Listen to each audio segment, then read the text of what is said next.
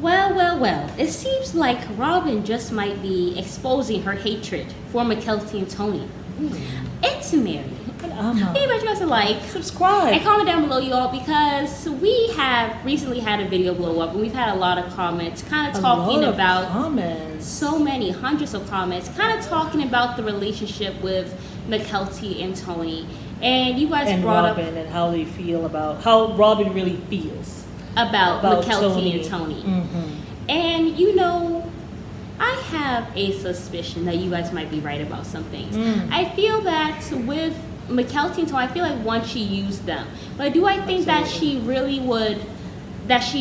likes Tony and Mykelti? I don't know, because my thing is, you can't really like Christine's child if you hate the mother.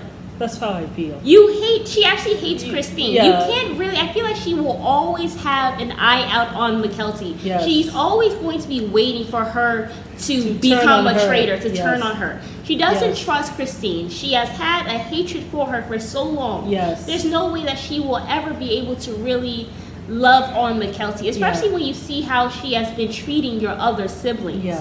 You know, because to me, I just kind of feel like it's kind of like Sierra and Russell, right? Like, if this man really did not like Sierra, he would not have gone and been with a woman who had a child with Future, right?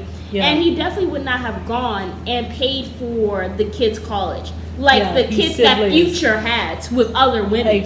He paid for their college. But because he loves baby Future and he loves Sierra, he also understands that those other children, those other his half-siblings are part of him, are an extension of him. So you also have to respect that you might not like the daddy, but you're not going to come out here and publicly bash him.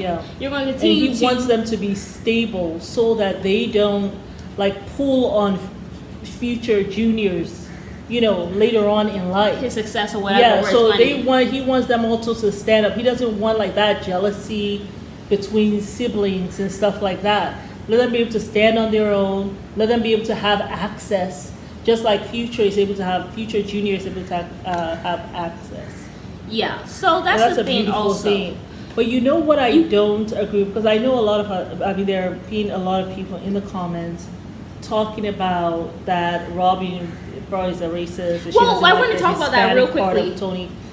I don't feel that. I want to tell you why I kind of agree. Because I remember there was this episode in Las Vegas where Robyn was saying some weird stuff. She said that when I came to Flagstaff, when I came to Las Vegas, I'm going to play it here. I'm going to try to find the clip and insert it in the video. But don't you remember when they were having that cookout or whatever and stuff? And she said, all the different people.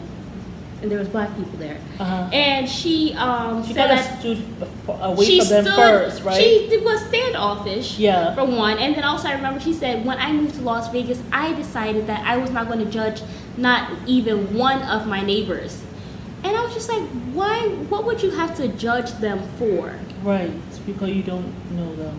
You don't know them, so why would you make it a point not to judge them? And that it was like mainly it was like a mixed race community. So I thought that was suspicious. I'm not going to sit down here and say that, oh, she's completely racist or whatever, because I have not seen it like verbatim. But I can definitely see. I think that, listen, why some people would say that. This is what I mean. If everybody's being honest, they said that they have this thing about not mixing with other races, and I think also some people were saying something about purebred or whatever the case may be. You know, I don't know. I have not seen this in the book, but I have heard something like that. But I really don't know. So we have someone here who's a Mormon. Isn't Diana? Diana. I haven't seen her in a while. Diana, I don't know what the Mormon book says about, you know, like people who are of a different race. I do know that there's some people who, like my mom at one point, she was Mormon. She was, at one point my brother was Mormon. I don't think they are actively Mormon now. So I do know that there are, you know, black people in the Mormon religion. So I don't know what the book says, and I don't know if there has been a new edition of the book, like a rewriting of it. Like a revision. I don't know if that's how it was in the day, but now they have kind of changed. I really don't know. But Diana, if you know, please let us know.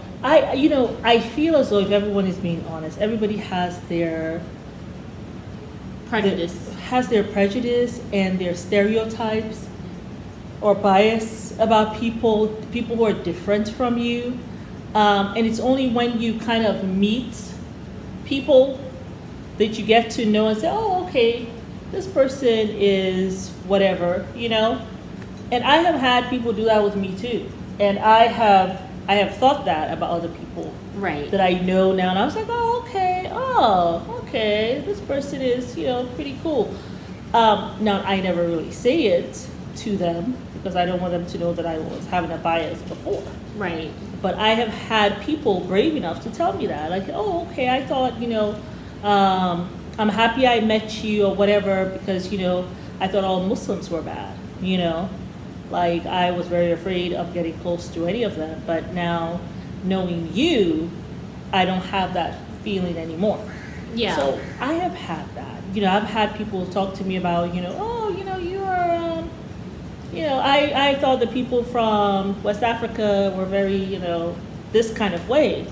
And you're not. Oh, okay. So I even had everybody has their bias and their prejudice until they meet. I don't think that necessarily quantifies someone to being racist.